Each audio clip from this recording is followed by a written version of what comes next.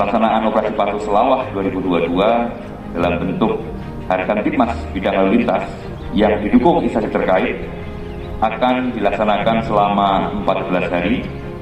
mulai tanggal 13 hari ini sampai dengan 26 Juni 2022 di seluruh wilayah hukum Provinsi Aceh dengan mengedepankan kegiatan edukatif, persuasif, dan humanis serta tetap disiplin menerapkan protokol kesehatan.